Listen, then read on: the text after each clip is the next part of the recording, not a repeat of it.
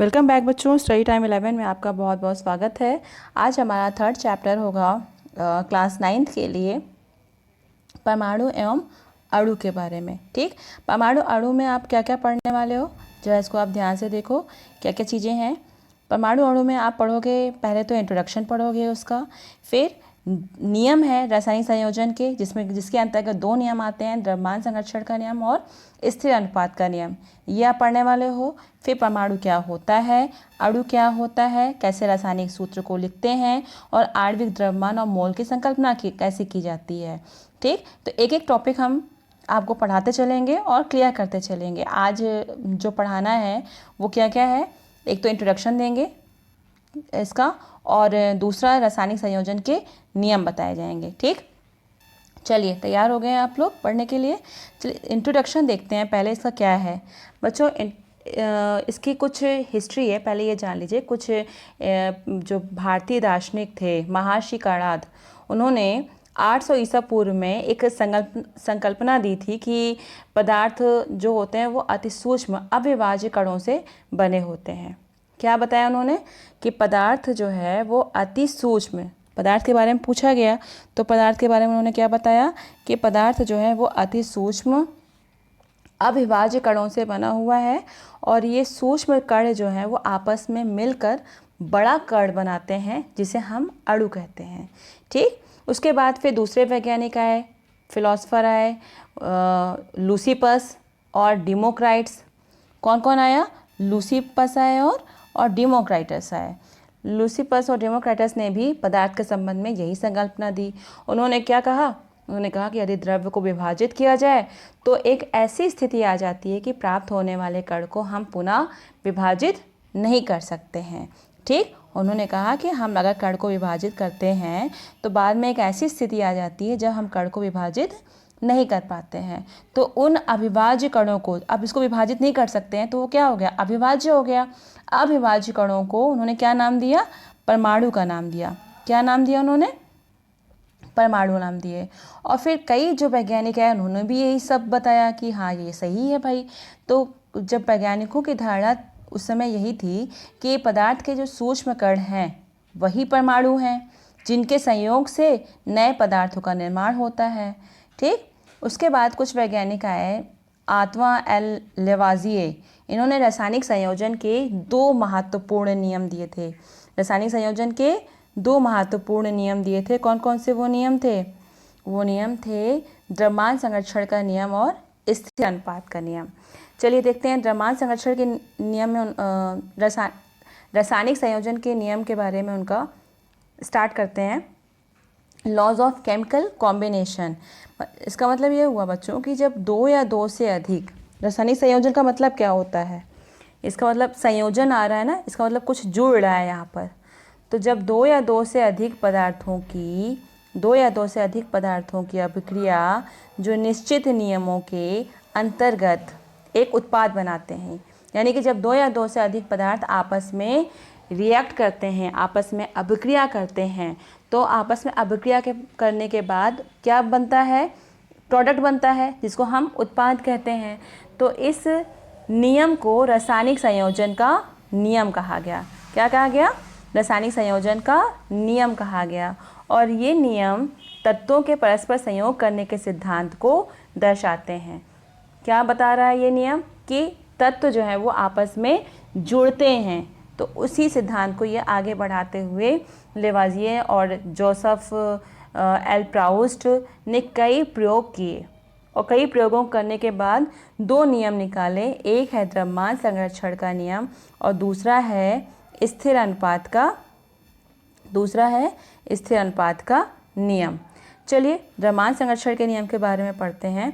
द्रव्यमान संरक्षण का नियम सबसे पहले किसने दिया था, रूसी वैज्ञानिक थे लोमोनोसोव, उनका नाम था लोमोनोसोव। द्रव्यमान संरक्षण का नियम किसने दिया था, अगर आपसे पूछा जाता है तो आप ये बताओगे सबसे पहले रूसी वैज्ञानिक लोमोनोसोव थे जिन्होंने 1756 में इस नियम को दिया। इस नियम का ये नियम क्या था, नियम ये था कि भी किसी भी रासायनिक अभिक्रिया में द्रव्यमान का ना तो सृजन किया जा सकता है और ना ही विनाश किया जा सकता है। द्रव्यमान मतलब क्या हुआ, भार, जो वेट है उसका, पदार्थ का, है ना। तो उन्होंने कहा किसी अभिक्रिया में द्रव्यमान का ना तो सृजन किया जा सकता है और ना ही विनाश किया जा सकता है। इसका मतलब क्या हुआ, रासायनिक जो अभिक्रिया हो रही है उसमें इसका जो स्वरूप है वो बदल नहीं सकते हैं, ठीक है। इसलिए कि उसका क्यों ऐसा होता है, क्योंकि द्रव्यमान, इस नियम के अनुसार उसका द्रव्यमान क्या रहेगा, स्थिर रहेगा। द्रव्यमान में कोई परिवर्तन नहीं होगा, ना तो द्रव्यमान बढ़ाया जा सकता है और ना ही घटाया जा सकता है, ना ही द्रव्यमान को सृजित किया सकता है यानी कि द्रव्यमान उसको बढ़ा सकते हैं, और ना ही उसका विनाश यानी कि द्रव्यमान को रिड्यूस कर सकते हैं। इसका मतलब क्या हुआ, द्रव्यमान जो रहेगा वो क्या रहेगा, स्टेबल रहेगा, स्थिर रहेगा। तो इसे हम द्रव्यमान संरक्षण का नियम कहते हैं। इसी को कहा जाता है द्रव्यमान संरक्षण का नियम। चलिए कुछ प्रैक्टिकल अगर आप करना चाहते हैं तो कर सकते हैं। ये इसको समझने के लिए प्रैक्टिकल भी दिया गया है। प्रैक्टिकल आपको बता देते हैं कैसे इसमें किया गया है। सबसे पहले तो x और y का एक पेयर बना हुआ है जिसमें कॉपर सल्फेट 1.25 ग्राम, सोडियम कार्बोनेट 1.43 ग्राम, बेरियम क्लोराइड 1.22 ग्राम, सोडियम सल्फेट 1.53 ग्राम, लेड नाइट्रेट 2.07 ग्राम और सोडियम क्लोराइड 1.17 ग्राम। ये आपने पेयर देख लिया, ठीक। अब इसमें से किसी भी एक पेयर के रसायन को अलग अलग सॉल्यूशन, इसका अलग अलग सॉल्यूशन तैयार करना है। किस में तैयार करना है, वाटर में, पानी में, ठीक है। 10 ml जल में तैयार करना है। अब आपने सॉल्यूशन लिया, मान लीजिए x के सॉल्यूशन को एक छोटी परख नली में, ये देखिए छोटी परख नली दिख रही है आपको, एक छोटी परख नली में ले लिया, ठीक है। और जो y का सॉल्यूशन है उसको आपने क्या किया, y को सॉल्यूशन को आपने ये बड़ी वाली जो परख नली है उसमें रखा, ठीक, कॉनिकल फ्लास्क में रखा। यानी कि जो x वाला है उसको छोटे वाले परख नली में रखा और जो बड़ा जो y का है सॉल्यूशन उसको किस में रखा, कॉनिकल फ्लास्क में रखा। अब क्या करेंगे कि जो विलेय युक्त फ्लास्क में छोटी परख नली में इस प्रकार लटकाएं जिससे कि दोनों विलयन आपस में ना मिले। अब इस जो छोटी परख नली है वो शंक्वाकार जो फ्लास्क है उसके अंदर हम इसको इस प्रकार लटकाएंगे कि ये जो इसके अंदर का सॉल्यूशन है वो इसके अंदर न जाने पाए, ठीक। और क्या करेंगे, फ्लास्क पर हम इसके फ्लास्क के मुंह पर क्या रख देंगे, कॉर्क रख देंगे, कॉर्क से बंद कर देंगे, ठीक है।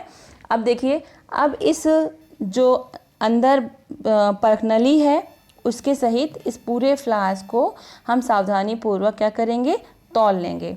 अब फ्लास्क को धीरे से झुकाएंगे और झुकाकर इस प्रकार घुमाते हैं कि इसका सॉल्यूशन इसके अंदर, इसका सॉल्यूशन इसके अंदर, ठीक है, दोनों का सॉल्यूशन आपस में मिल जाए। यानी कि क्या, अभी हम क्या कर रहे थे कि इसको इस प्रकार रखे थे कि दोनों का सॉल्यूशन ना मिलने पाए। अब हम परख नली को इस प्रकार झुका रहे हैं कि शंक्वाकार यानी कि जो कॉनिकल फ्लास्क में सॉल्यूशन है वो सॉल्यूशन इस सॉल्यूशन परख नली के अंदर का जो सॉल्यूशन है उसके साथ मिल जाए। दोनों आपस में मिल गए। अब दोनों जब आपस में मिल गए तो उसको फिर से तौल लीजिए। तौलने के बाद क्या हो रही है, क्या अभिक्रिया हो रही है, कोई रासायनिक अभिक्रिया हुई। आपके दिमाग में आ रहा होगा कोई रासायनिक अभिक्रिया हुई कि नहीं हुई, हम कार्क को फ्लास्क के मुंह पर क्यों लगाते हैं, या फ्लास्क की अंतर वस्तु और द्रव्यमान में क्या परिवर्तन हो रहा है। तो बच्चों, इन सब चीज़ों को जब हम अवलोकन करेंगे तब हमें पता चलेगा कि जो कॉनिकल फ्लास्क है उसमें रासायनिक अभिक्रिया होने के कारण बेरियम सल्फेट, यानी कि हमने क्या लिया था यहाँ पर, या बेरियम कॉपर सल्फेट लिया था ना, तो अच्छा, जो इसमें लिया गया है वो बेरियम सल्फेट लिया गया है। बेरियम सल्फेट का सफ़ेद अवक्षेप मिल रहा है, प्रेसिपिटेट मिल रहा है, ठीक है।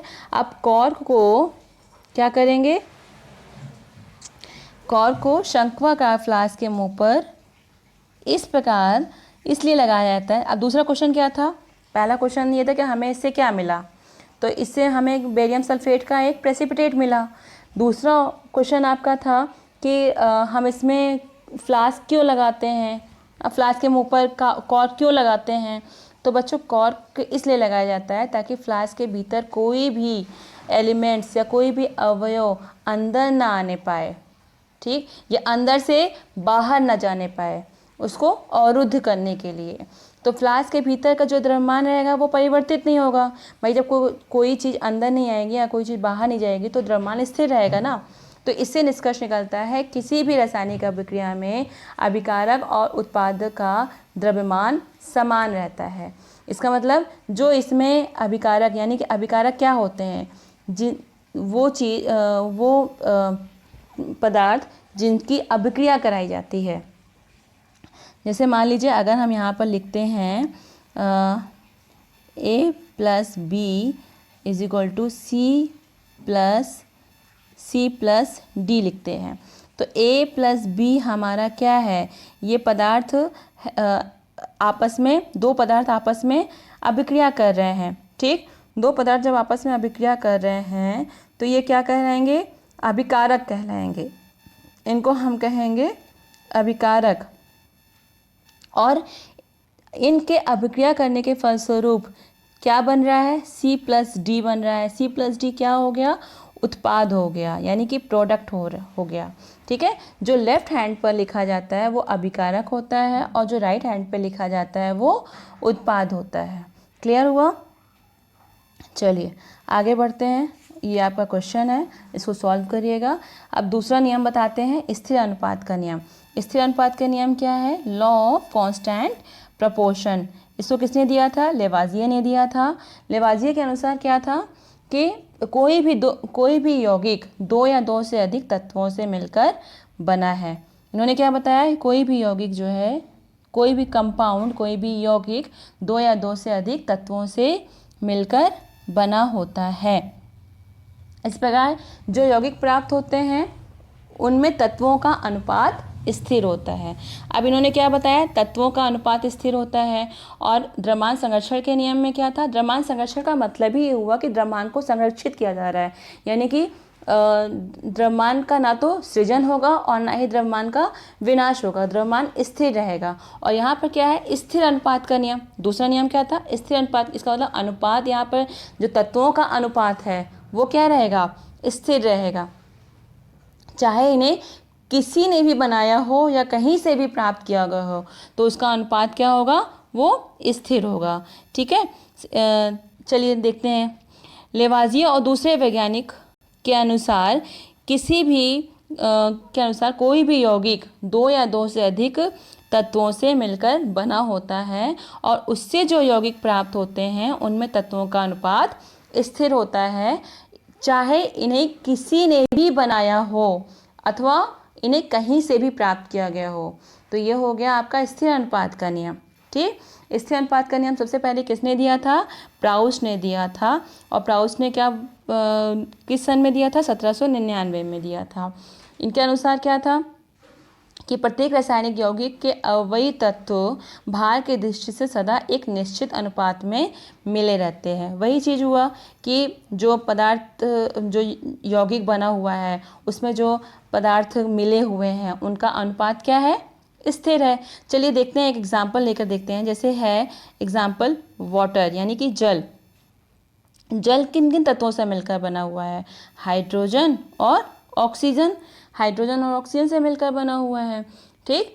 चाहे अच्छा अब ये जल हम कहीं से भी निकालें, चाहे वो नदी से, कुएं से, वर्षा से, समुद्र से, कहीं किसी भी प्राकृतिक स्रोत से या कहीं प्रयोगशाला में बनाएं, कहीं से भी हम बनाएं, तो उसमें जो हमें पदार्थ रहेगा या एलिमेंट तत्व रहेगा उसका अनुपात क्या होगा, उसमें एलिमेंट्स क्या होंगे, हाइड्रोजन और ऑक्सीजन ही होंगे ना। यानी कि 2 मॉलिक्यूल्स ऑफ हाइड्रोजन और 1 मॉलिक्यूल ऑफ ऑक्सीजन। ऑक्सीजन का अनुपात तो सेम ही रहेगा ना। चलिए, प्रत्येक स्रोत से प्राप्त जब उसका विश्लेषण किया जाता है जल का, तो हमें ये पता चलता है कि हाइड्रोजन और ऑक्सीजन के द्रव्यमान का अनुपात कितना रहता है, 1:8 रहता है। हाइड्रोजन और ऑक्सीजन का जो द्रव्यमान है, द्रव्यमान का अनुपात निकाला जाता है तो वो कितना रहेगा, 1:8 रहेगा। भाई सीधे सीधे देखिए, वाटर जो है वो किससे बना हुआ है, H2O से बना हुआ है, ठीक। तो अब इसका द्रव्यमान, हाइड्रोजन का द्रव्यमान कितना होता है, 1 होता है, इसको 2 से मल्टीप्लाई कर दीजिए। ऑक्सीजन का कितना होता है, हाँ 16 होता है। चलिए हम इसका अनुपात निकालते हैं, मान लीजिए, चलिए अनुपात निकाल लीजिए, ठीक। अनुपात निकालेंगे तब क्या होगा कि ये हो गया हाइड्रोजन और ये हो गया ऑक्सीजन, ठीक है। आपको पता है कि ये H2O है, तो हाइड्रोजन कितना है, 2 है। ऑक्सीजन कितना है, ऑक्सीजन का एटॉमिक नंबर कितना होता है, भार कितना होता है, द्रव्यमान सॉरी, इसका द्रव्यमान कितना होता है, 16 होता है, ठीक है। हाइड्रोजन का 1 होता है, इसमें 2 मॉलिक्यूल हैं, तो 1 को 2 से मल्टीप्लाई कर दिया तो 2 हो गया, और ये हो गया 16। अब इसको कट करिए, 2 1 जा 2, 2 8 जा 16। तो रेशियो क्या आया, रेशियो आपका यही तो आया, 1:8।